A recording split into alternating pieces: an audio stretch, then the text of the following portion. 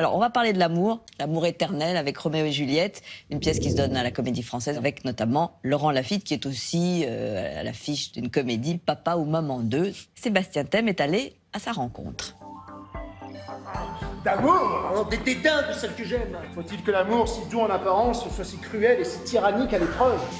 Laurent Lafitte cartonne à toutes les sauces dans Elle de Paul Verhoeven aux côtés d'Isabelle Huppert, à la Comédie Française dans Roméo et Juliette, et même en père potage dans Papa ou Maman 2. Maman, elle a trébuché. Alors nous aussi on a été très bas du front et on lui a proposé une interview Roméo ou Juliette. Je suis plus Juliette, je pense. Parce que Roméo, on l'oublie souvent, mais au début de la pièce, il est très cœur d'artichaut quand même.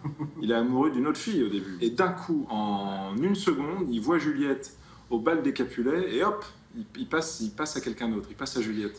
Je suis pas comme ça. Moi.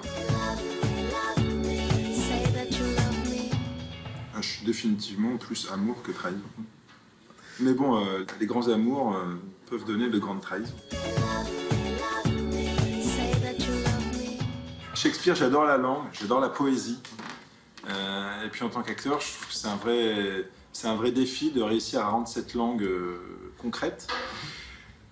Et j'adore l'humour de Molière, j'adore son regard sur la société.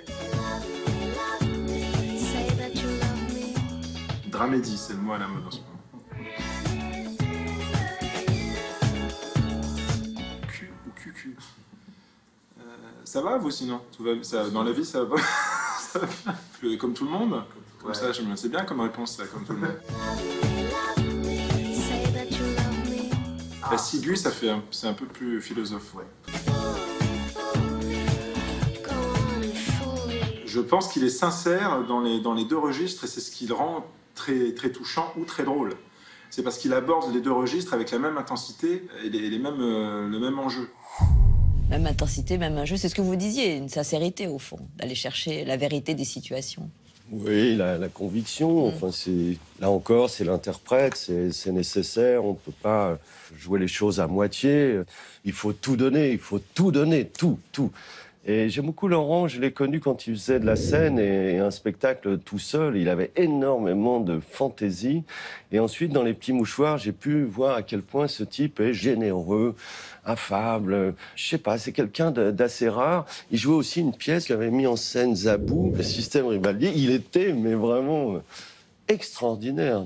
Et puis, il a ce physique de jeune première, l'américaine. Donc, quand on voit autant de fantaisie, on pense à Tony Curtis, on pense à tous ces acteurs remarquables. Ouais, alors, le théâtre, François Cluzet, vous en avez fait des grands textes. On parlait de Molière et de Shakespeare. D'abord, est-ce que vous avez eu du plaisir à jouer ces textes-là?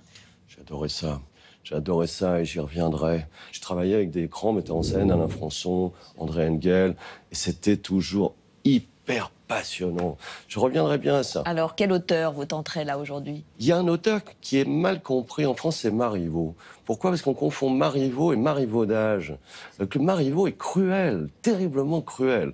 Et entre nous soit dit, il a donné la plus belle définition de l'acteur. L'acteur, celui qui fait semblant de faire semblant. Pour moi, il n'y a pas mieux. Il n'y a pas mieux. On ne peut pas faire semblant.